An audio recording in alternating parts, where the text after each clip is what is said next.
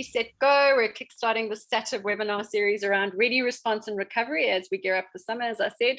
Today, we're going to discuss some of the main motivators and the determinants that affect visitors, just both local and international visitors, when they're making a decision on what it is that they're going to book, what we need to communicate to guests in the lead up to the season, and of course, the importance of vaccinations. While I'm on the point of vaccinations, because I don't want it to get ugly, we support freedom of choice. This webinar is not to debate whether or not vaccinations are good or bad. What we're going to be discussing is whether or not our customers actually care that we as a hospitality and tourism sector are vaccinated, or if they don't care, essentially. So we're not here to debate whether or not people need to be vaccinated before it gets ugly. We're just here to discuss if that is something that our target markets and source markets are interested in.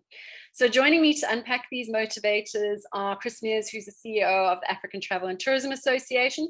We're grateful to have him. He was on another webinar a little bit earlier, so he must be a bit webinared out. We have Stehlik, who's the CEO of Bon Hotels, Greg Seymour, who's the owner of Curo Risk Solutions, and of course, André du Toit, who's the director at SATIB. So I'm going to kickstart with Chris because he told me about some really interesting stats, some trends research that they have done with overseas tour operators.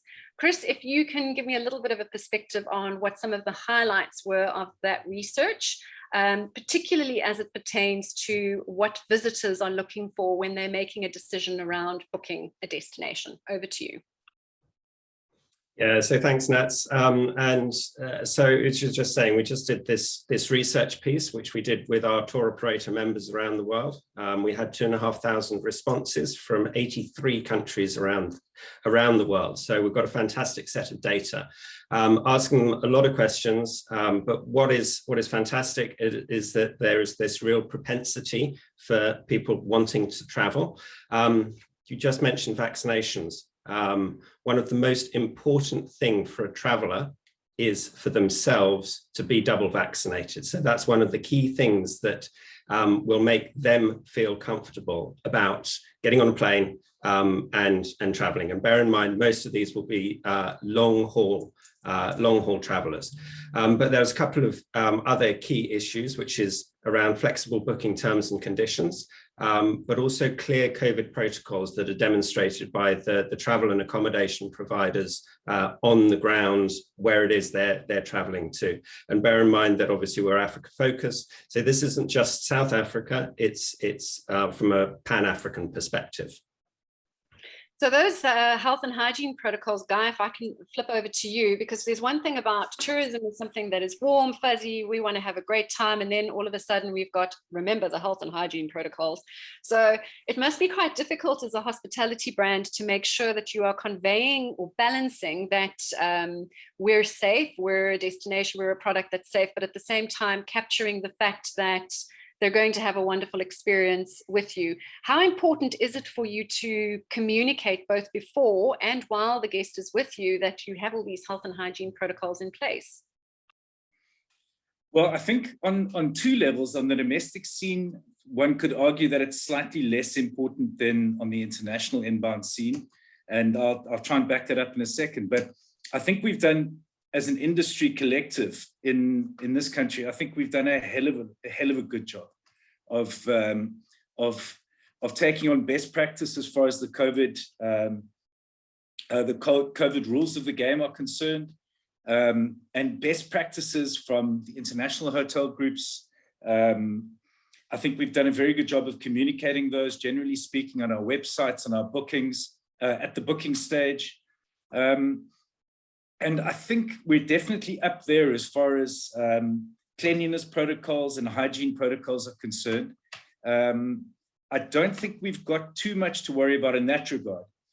I think the importance of how we communicate it, I think we've done a good job there again, in terms of signage throughout the hotels and at the lodges. On our websites, generally speaking, I think we've done a very good job. Can I ask you about vaccinations, Guy? Do your domestic tourists, are they particularly interested, like we found, well, Chris's example was that the person needs to be double vaccinated. I'm interested from a South African perspective if South Africans are asking whether your staff are vaccinated, or is that not something that comes into commission? Well, it depends, because there's so many different spectrums of segmentation. If one looks at domestic tourism, you've got the domestic leisure, you've got government, you've got corporate, you've got events, etc., etc. I think over the last couple of months, there's been a hell of a big drive since the vaccination program really started kicking off. There's been a hell of a drive within the hospitality industry, and I know that we took the approach that said, let's get our own house in order with our people to be vaccinated. So we put targets in, starting at head office, at the individual hotels. Head office was a lot easier than at the individual hotels, especially our lodges. But generally speaking, we're up to about 75, 80%. And I think it is very important that we communicate that, again, on our booking engines and literally on our splash pages of our websites. We're definitely doing that. Now, whether the corporate traveler or the government employee feels the same way remains to be seen, but we believe that from a domestic leisure perspective, it is important. Gotcha. Greg, do you want to weigh in on that at all? I know you are the guy who's checking to see that everybody that doesn't have those risks in place. What's your view on this? Oh yeah, I did want to contribute there. Certainly the double vaccination side, I've been traveling around a lot. We're quite fortunate in South Africa to have quite a buoyant local tourism market. I've been up to Zimbabwe and they unfortunately don't have such a thing. So a lot of our hotels and hospitality offerings have had all these systems in place for many years, the health and safety systems. So they've just backed on new COVID protocols. And I've seen a lot of these operations have got everything in place. But through my travels to Mozambique yesterday and into Zim and around South Africa, I'm seeing a lot more foreign tourists coming in. A lot of them are asking questions about, are your staff double vaccinated? It's a big thing for them, obviously. And when you're walking around, all the tourists and all the guests, particularly in South Africa with our climate, although Cape Town and KZN at the moment don't seem to be so hot and clear and good weather, but we're quite breezy, open air facilities, particularly in the lodges, beach resorts, up in the game lodges. So yeah, it's very low risk areas the way I see it, and a lot of the guests feel very comfortable that way. You never see guests walking around with masks on. All the staff do, and sanitation stations, all the regular monitoring I see in place in literally all the operations I've been involved in and gone to in the last 6 months. There's a little bit of fatigue. The staff have turned over. Obviously some are laid off. Some properties are closed for short periods. So it is important that the lodges and all hospitality operations get their systems back in place. They are all there. It's like riding a bicycle. Just it takes a little bit of awareness across the board, and everyone can get back into operating the way they did previously. But I've traveled extensively, and I feel comfortable wherever I've been, seeing all the protocols that are in place across the industry.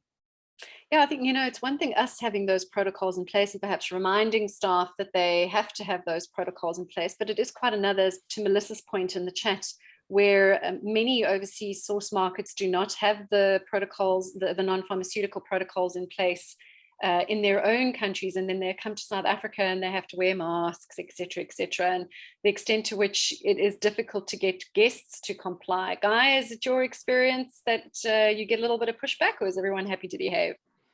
No, we had a bit of an anomaly. We did a bit of shot left in July, and we drove up through the Eastern Cape up to KZN, and we stumbled across this beautiful resort at the beginning of the Transkei, the old Transkei. And as we were checking in, I was hoping to go down to the bar and see if, it'd been a long drive, and go and order a glass of wine with my wife. And lo and behold, the entire resort, and this is an upmarket 4-star resort, there wasn't one staff member wearing a mask. They were serving alcohol, during the time of being banned. And I think the what they were doing is they were really encouraging was a little bit of social distancing. So that came as a hell of a shock to me as a hotelier, because it was like literally being in a parallel universe. So there are those kind of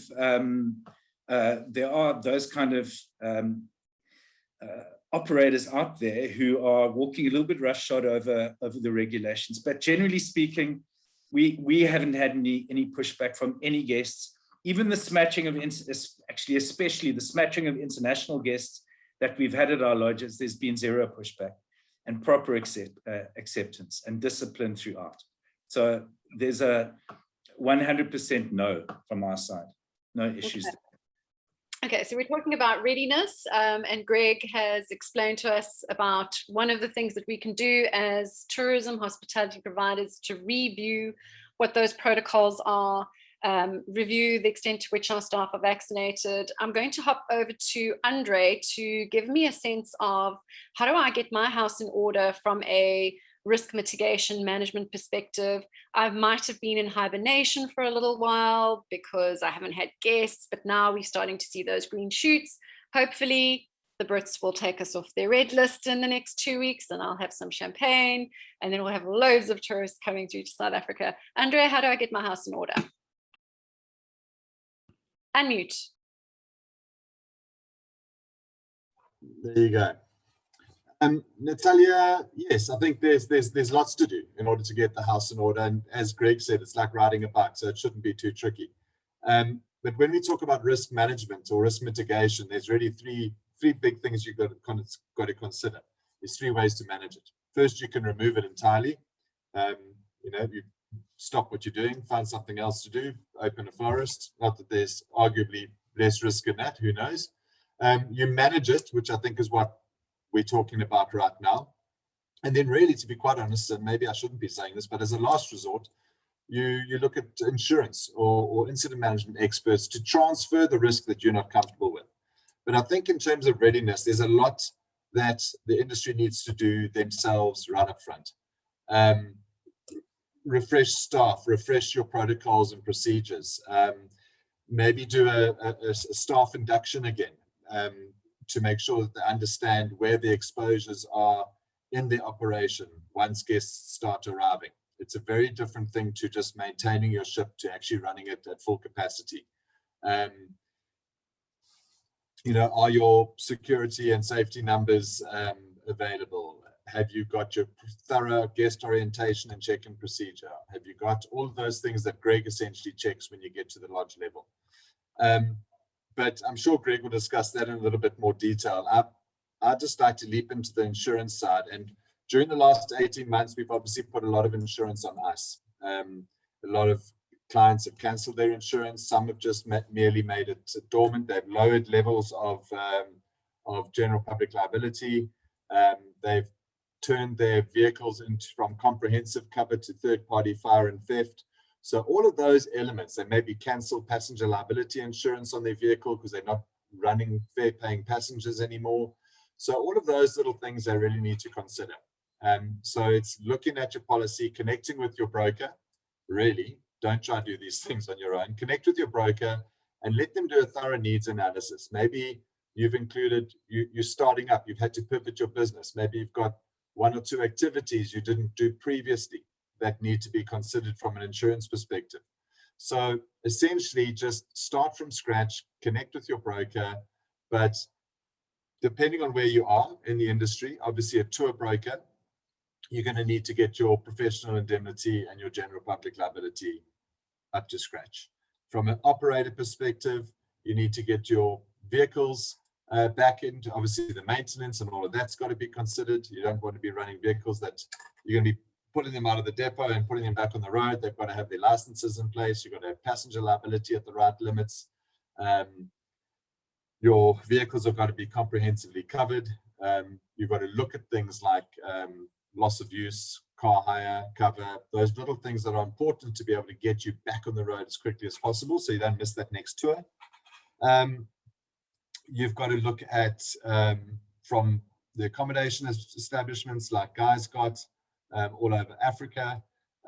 You've got to make sure that your basic assets, operational assets are covered. So whether you have got buildings or you've just got vehicles or you've got kayaks, it doesn't actually matter. Those are the essentials. Those are the tools that you run your business with. So make sure those are covered. Liability is an absolute big one right across the industry, and it's tough because the claims in the liability space can be absolutely enormous. You know, from a large 3 million rand, it costs 3 million rand, you can replace it. But from a liability perspective, really, operators have got to take what they can possibly afford, because very quickly when you're converting injury, loss of income, medical expenses into foreign currency, it goes into the tens of millions, and we've seen it before. So those are operating assets, liability covers, whether it's general liability, professional liability, or passenger liability, are all key. And then last but not least, you've really got to make sure that you've got incident management. You subscribe to an appropriate incident management service. And I'll just finish off by saying that when our industry is pumping, we used to get 100 calls a month of incidents, probably 4 of those every single month. 4 of those within our client base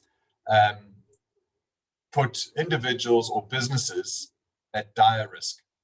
So don't believe you can do these managed incidents by yourself. It's a very specialized space. You need help. If you try and do it by yourself, you're going to expose yourself to massive potential liability. And there are experts out there that can manage those incidents for you. So manage the risk yourself, just to sum up. Do what you can, refresh your staff, refresh your own processes and protocols on the ground. Touch base with your broker to make sure that you've reignited your insurance covers as they were while you were operational, and explore what changes you might have made in the interim. And then transfer your incident management risk to a subscribed service who you know can professionally handle every aspect of an incident. Then you should be good to go. Thanks, Andre. Actually, that incident management one is a really good one, because where I've been in the last couple of days, there has been a case in Africa where 2 staff members in a very isolated region have got COVID and have got quite bad, severe COVID. And actually, they are using SATIB 24 to get these 2 individuals who are needing very urgent medical care. So they've got that incident management response in place, and they can get these guys out without having added worry. It's only just not to labor on that side, but I think it's a good point. The incident management is not just calling a number and getting an ambulance dispatched. In the tourism environment, it's a hell of a lot more complex. You know, we've got to treat, we know the service industry, you've got to treat them with white gloves. So it's very much, it's a very different environment. So from, yes, dispatching the incident, having someone to be able to provide you with remote advice while you're dealing with an incident, could be medical, it could be a security related incident, whether it's a mugging or on your trip, when your guests come back, there's been an incident, or there's a hostage situation in a room, or whatever. It could happen any other way. It's not just dispatching an ambulance. There's legal representation. There's remote incident advice while the dispatch unit gets to you. There's quite possibly PR issues that need to be managed, crisis communication elements. And there's any number of stakeholders in that environment, from the agent to the operator to the incident response person to the legal team, the crisis communication team. It's complex. So don't, I would strongly encourage everybody out there, the entire industry, to really start looking quite seriously at who they're engaged with in terms of incident management. Chris, if I can go over to you and just get a sense, did the information that you managed to gather from the different tour operators indicate any kind of changes in demand? I mean, you mentioned vaccination, so that's one area that perhaps didn't exist before people were looking to make the decision, but was there any indication of like lead time from booking to travel, any kind of nuggets of wisdom in there, that if we are trying to put our best foot forward as Africa tourism product, we're doing that so that we can assure our guests that we're ready for them? Yeah, so in the short term, well, short to medium term, the booking window is going to be definitely much shorter. Because there's been so much uncertainty as to what's happening around the international protocols, where the flights are operating, what the entry restrictions are, red lists, that kind of thing. That's been continually up in the air. So people are booking last minute when they feel much more confident than that what they're wanting to book is actually going to be able to go ahead. That combined with the fact that if they're putting a deposit down or putting money down for something sort of 6 months in advance, if suddenly the rules and regulations change, their big concerns are around actually, can I get valid travel insurance that's going to actually protect me for that loss? Or is the operator going to provide me with a refund if I'm unable to travel? Because as I think pretty much everyone now well knows that in Europe, you've got the package travel regulations, and if a package isn't able to go ahead, the tour operator in the source market is obliged to give the client a full refund. So it's those really key questions. I think from a longer term perspective, as people do start traveling once again, and their level of confidence comes back, and they learn to travel again. That's one of the big things. I mean, I haven't traveled for nearly a year. It's a question of actually remembering what you need to do. And there are a lot more different protocols there. You've got to have your PCR tests, you've got to have all sorts of different things. So it is a different beast. And I was fortunate enough yesterday to actually be at an in-person event. And one of the things that we were continually talking about was actually, we've got to relearn the art of travel. We've got to understand exactly what it's like again. And it's getting over those first hurdles. And once we get a few more people over those hurdles, and they come back home and say, actually, it wasn't that difficult. Yes, you had to do X, Y, and Z, but it wasn't so difficult. Going to start rebuilding that confidence in the market, and people are going to come back. One thing is key. There is a huge amount of demand out there. People want to get away. We've been stuck in our own little worlds for far too long. We really want to get moving again. And I think people are going to go, I can go, I want to go now. Yeah, and to Gisella's point, actually, there's pent-up demand, but the tourism and travel landscape has changed so fundamentally in the last 18 months. There are businesses that are no longer in business. There are tour operators and travel agents we were working with in those source markets that are no longer in those roles, essentially. And I think running a business with a lead time of booking to travel being so short must wreak havoc on trying to manage your business, Guy. I mean, how do you used to have to plan how far in advance for things. Now you're planning on the fly. How do you deal with this kind of environment where it's so, you need to be so agile? Yeah, sure. And, you mentioned, André mentioned the concept of house in order from an insurance point of view.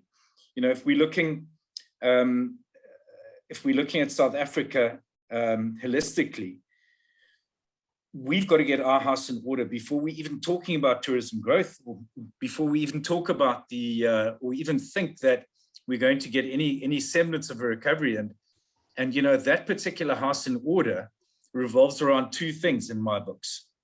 And it's getting to that 50% vaccinated status number, which we have to get to be viewed as a relatively safe destination from our international and even SATIC and source markets in Africa.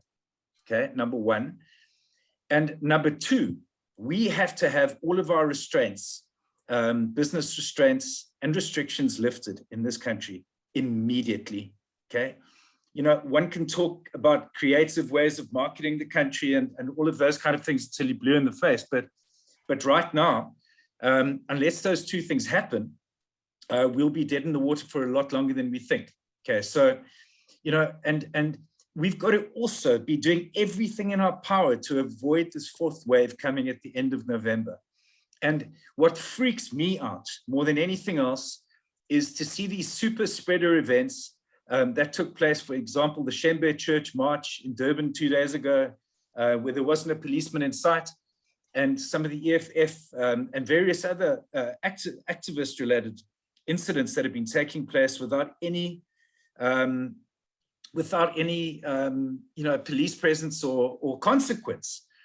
And, again, it's us as the industry that will be hit the hardest if we allow these things to continue. So we're saying we need to, as much as we are agitating the government to get England off the red list and South Africa off the red list, we should be agitating for government to make sure that we don't get to the fourth wave and make sure that we are rapidly ramping up our vaccine status here in this country. So those are the two priorities. As far as Chris was saying, as far as the lead times are concerned, 100%. We're looking at from on the domestic scene, a lot more bookings taking place with a far earlier lead time. We also know that South Africans took far more trips closer to home. They deliberately sought out less crowded places, and they stayed in more isolated lodges. And to an extent, we believe that those kind of trends will definitely continue going forward. But unless we get those two things going, as far as our house in order is concerned, everything else is up in the air. We've got hotels within our group that most of our hotels stayed open during COVID. And I heard Marcel van Alloc talking the other day on MoneyWeb, and what he said resonated so clearly with me. He said, most of our hotels are open, but for us, even if our properties are running at 10 to 15% occupancy, okay, the losses of running at 10 to 15% occupancy as opposed to closing them down are much less. Can you believe that? So, I mean, these are some of the things that we've got to contend with. Lead time for bookings being the smallest one, I think. Yeah, interestingly, I had Robin Rossman on a webinar from STR recently, and he was talking about how Africa has really lagged in terms of occupancies, hotel occupancies across all of the different levels, and how there are markets like the US, which are already at 90% of what they were in 2019 pre-COVID. And also the luxury segment that has come up in the last year, it underperformed so vastly last year, but has outperformed in 2021. So he gave me a lot of hope that there were some green shoots and that we just needed to hang on. But ultimately, to feed back to your point, Guy, he said, don't close, stay open. Because if you close, you will not recover quickly. If you stay open, you will be able to recover much faster because the demand is there. Andre, if I can go through to you first, and then I want to hop and ask Greg about what the checklist is that I need to make sure I need to look at to get my house in order. Over to you, Andre. Yeah, I just wanted to comment on agility and lead time. And before I do, just say, yeah, absolutely. Before I got involved in insurance, being in the operational space in tourism, and having teams and staff that need to sort of stay fresh, stay in tuned. It's definitely support the matter of staying open, keeping your guys fresh, and on it. Because the risk management side of it, which is my game, it's a culture. It can't just be driven from the head. So every member of your staff needs to be in tune with risk and looking out for exposures, and then you can manage your environment best. So just in terms of agility, and it may some people might know about this or not, but there is a sort of a what has been fast-tracked in the insurance world is the availability of daily covers. So for those who are having a stop-start or a slow growth in tourism, there is the ability to get daily covers. So you have a tour here, a tour there, you can go on, you can buy daily cover for passenger liability, general public liability, and that just might be an easier way of moving into a position where your occupancies get to a level, or your the tours that you take and get to a point where you can take out an annual policy. And while we're doing that, there's also the ability to very soon to be able to pause covers in the insurance space. Not for the larger places like Guy, you're going to be stuck with annual policies and whatnot. There's a little innovation in that space, but certainly for the SMME market, the switch on, switch off type of insurance, I think, is going to really benefit those who are sort of gearing up for an entrance into the market. And then before you do go to Guy for his list, I beg your pardon, to Greg. Just wanted to quickly highlight a couple of things that I didn't highlight previously in terms of the risk, the changing risk. Where we've got an increased domestic market that are coming through, there's certain exposures and risks that establishments may not have had before. And this has come back to us from the National Accommodation Association. You've got things like bilking, which is people leaving without paying, dare I say it. You've got guests leaving with the contents of the guest house or bed and breakfast. It's another one that's high on the rise. And I'll just do the top three. And the other one is fraudulent credit cards. So just make sure when you're chatting to your brokers again, that those little extensions, which are not always automatic, are included in the policy so that you can claim on them. Those are absolutely key. And then just keep your eyes open for travel insurance products that are actually going to be meaningful to your travelers. If you do recommend travel insurance to your guests, there are policies coming out with cancellation for any reason. We're working on a couple ourselves, and there are in certain sectors, there are deposit guarantees available for operators and whatnot too. So just to sort of shine a light on that and say there's been a lot of work done in the last 18 months to make sure that you can be ready for the recovery of travel. Thanks, Andre. Greg, so a lot has changed in the last 18 months. I need to get my house in order. What are some of the things that should be on my radar, on my checklist, as I'm preparing to reopen or to reignite if I have remained open, but at a limited, in a limited way? Thanks, Nats. Yeah, basically, we're just looking at a reboot. Systems, as I said, were in place. It's like riding a bicycle again, but it's just getting that awareness going again. I saw a property the other day that have just unfortunately closed for a long period. Came back with half the staff, and then the next week they were full, and they were scrambling, and they didn't have supplies in place. And next thing, there was a fire in the laundry because they didn't have the right chemicals to clean the spa tile. So the tiles weren't cleaned like they should have been. Next thing, they popped in a dryer, and they were folded. They took them out the dryer and they put them in the cupboard, and the fire started 20 minutes after they'd come out the tumble dryers. So just those systems again had always been in place, but they didn't have the right chemicals. And so each department in an operation, be it a hotel, a lodge, has got a standard set of operating procedures, and they need to get back to those and get those up and running again to protect the assets and the operation, and then the guests coming through the doors. So it all starts from check-in to signing indemnity forms to giving decent in-depth safety briefings, walking guests to their rooms in remote lodges. A lot of the signage and the warning signage will be still in place in the hotels and the lodges, so that hasn't gone away.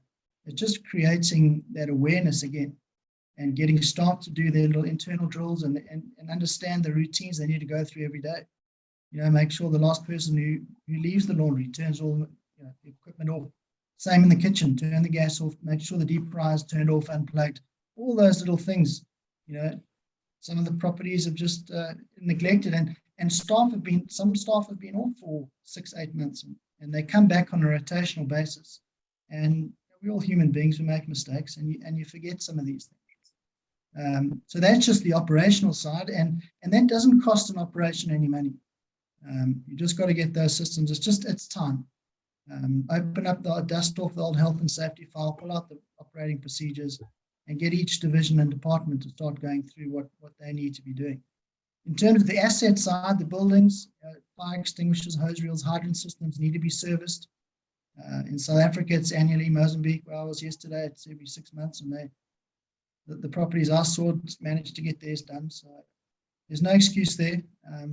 It's a legal requirement, and obviously the liability off the back of those not getting done is massive, as Andre touched on earlier. So all of this, forms a system behind the incident management where you need to get your teams on the ground, proactive and well aware of suitable response procedures to assist in case of any emergency. It also goes back to just overall and general management. And have water tanks, pumps, all those sorts of things that need to be serviced. Have they been serviced? A lot of lodges, for example, have got lots of open decking and walkways, and if those haven't been maintained and or varnished as they should be, yeah, those start to give way, and then accidents happen there by just slips and those decks cracking, etc. So there's a long list we could sit here all day and go through. But each department and division in these operations, yeah, just need to get their house in order. They know what they need to be doing.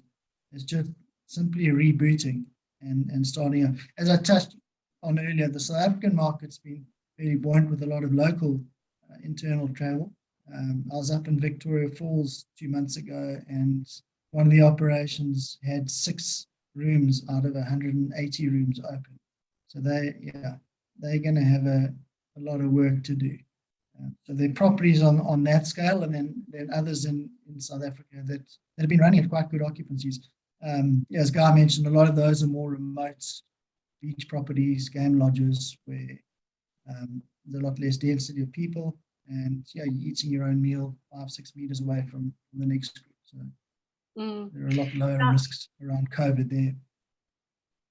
Thanks for that, Greg. Guy, so practically, has that been a factor in your world? I was actually quite interested in talking about the staff. Tell me a little bit about that.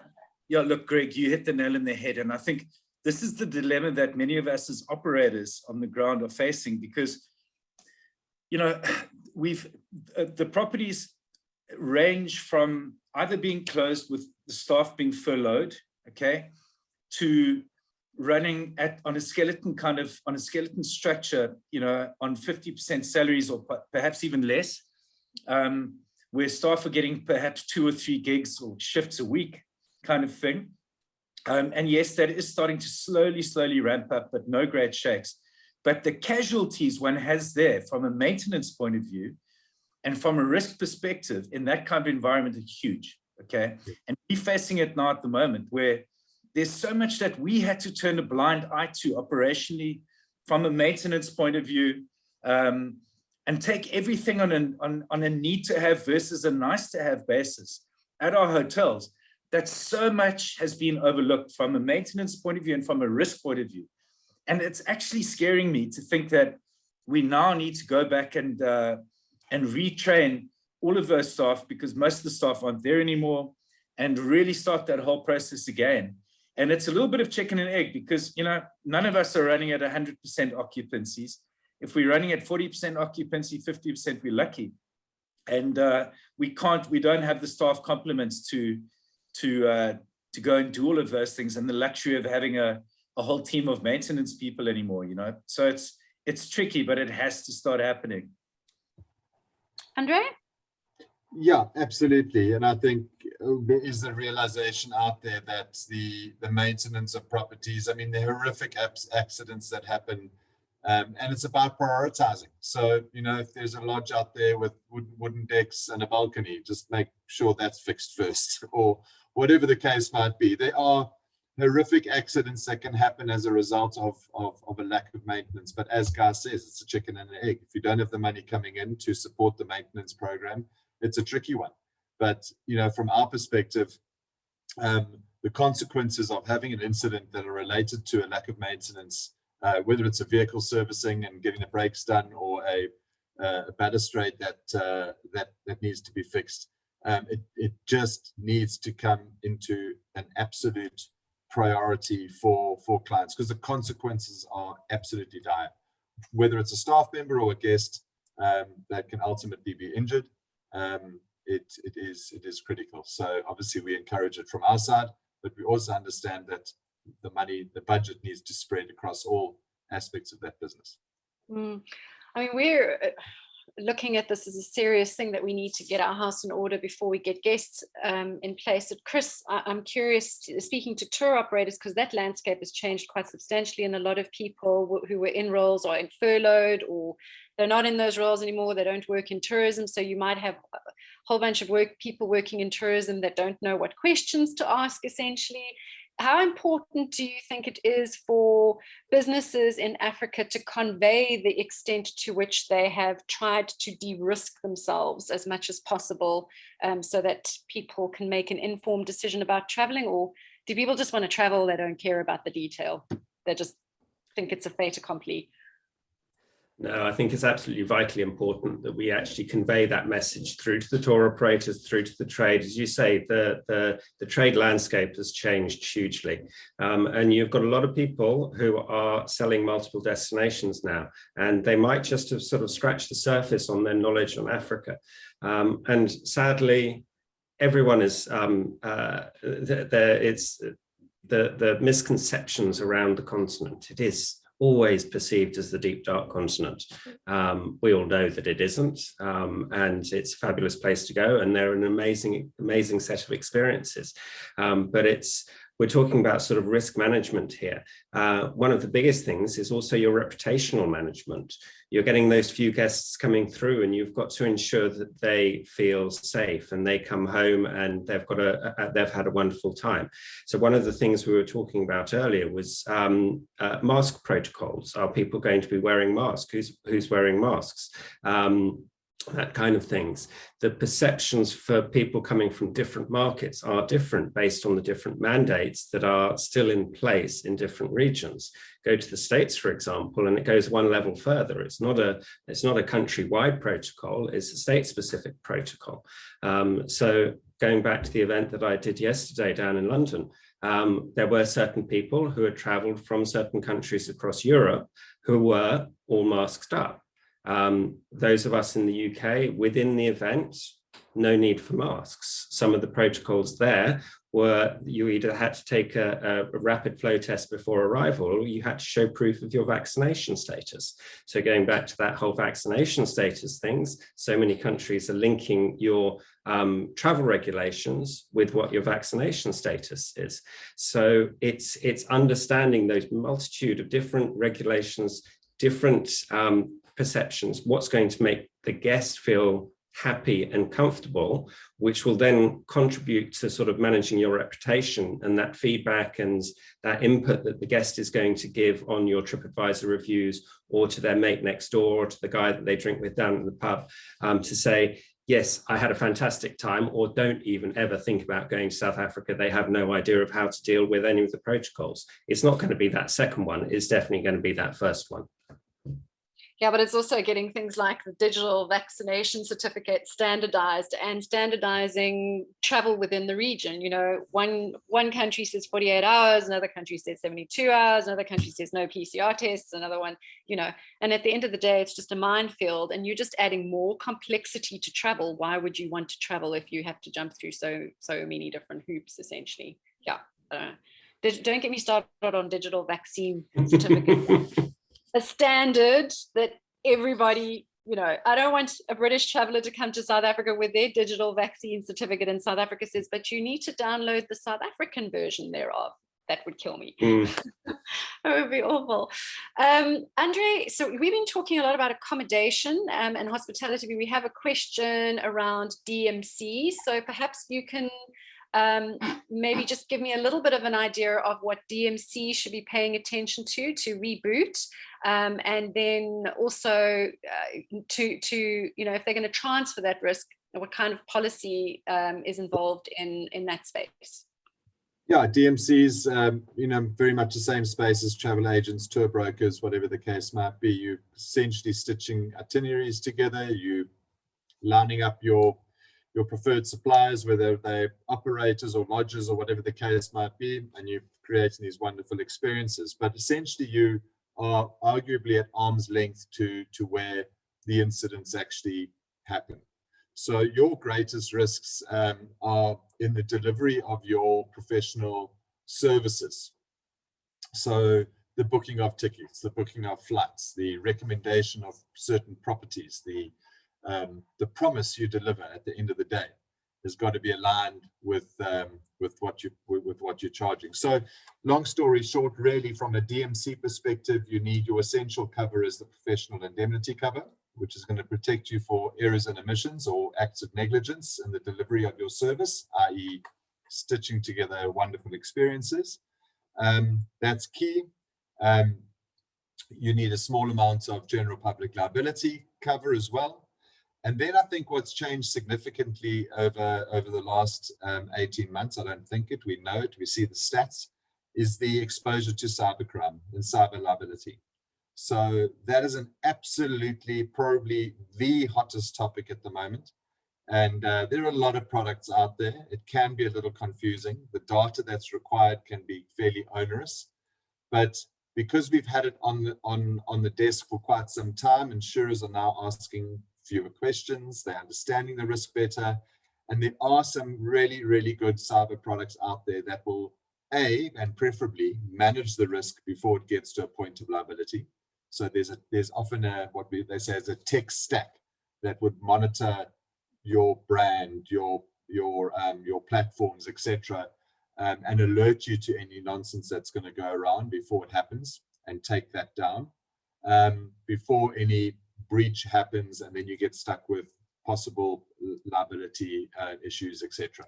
So it's a very, very it's a complex space, but cyber liability is an absolutely key consideration for those who operate in the tourism community through computers, and in fact everyone out there needs it, but specifically DMCs and brokers. Yeah, and you're carrying personal data, so absolutely 100%.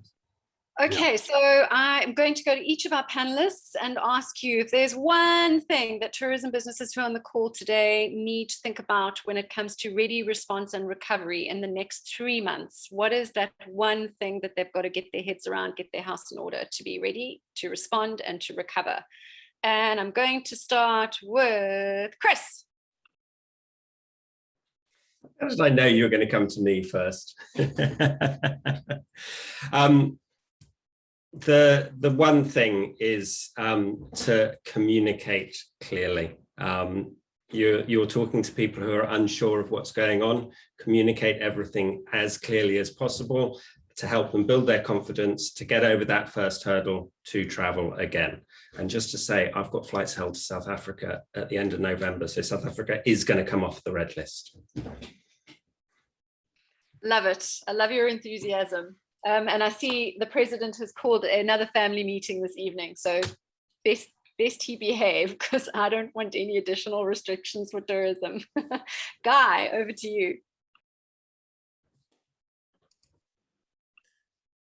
Okay, so I suppose it's really just making sure that the basics are in place on two angles. The first thing is from a safety perspective, and that's the COVID protocols, that you've got all of those things in place, because we are looking at higher volumes coming through over the next couple of months. And number two is that from a pricing perspective, is that you maintain your flexibility, because there is still, as Chris said earlier, flexibility on rates and wash factor and those kind of factors are going to be the order of the day over the next 3 or 4 months while the market reestablishes.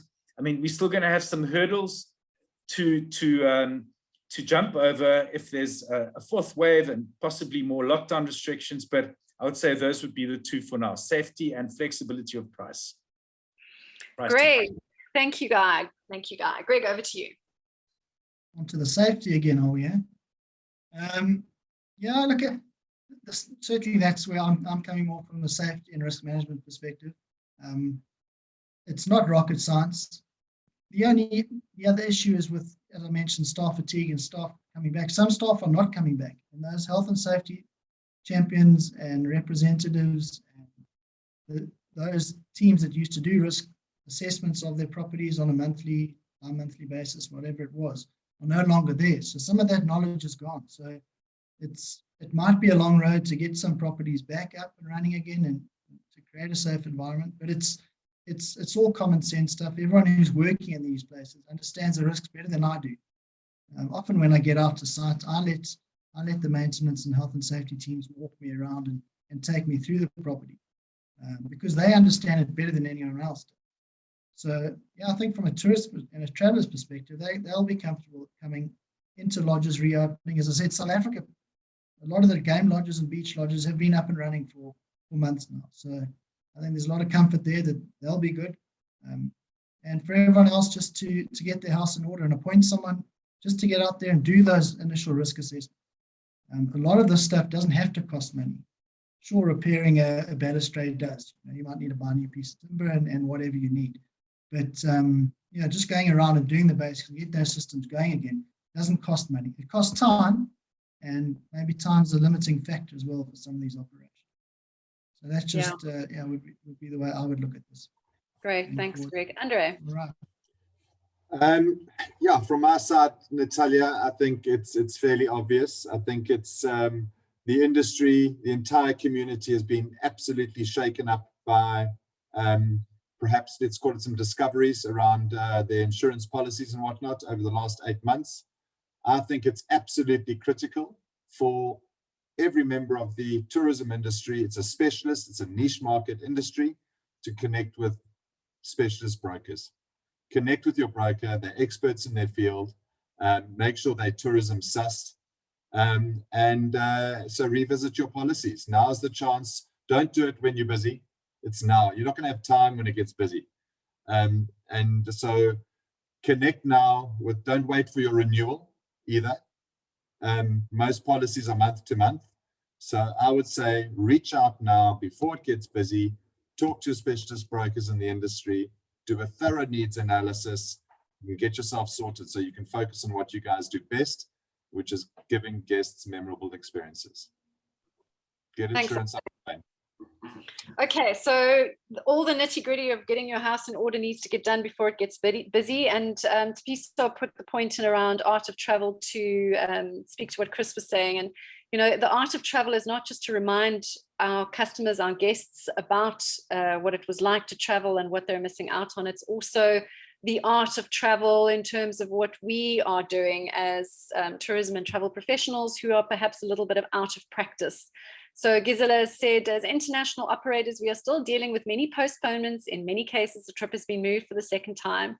We notice that some accommodation providers do not reply to emails, or with a 2 to 3 week delay. I would therefore like to motivate them to please check their emails more regularly. So we need to get back into the routine, I think, which we haven't been in for a while, to get people back to travel. So on that note, I'd like to thank everybody who hopped on the call today and listened into how we were going to get ready to respond and to recover.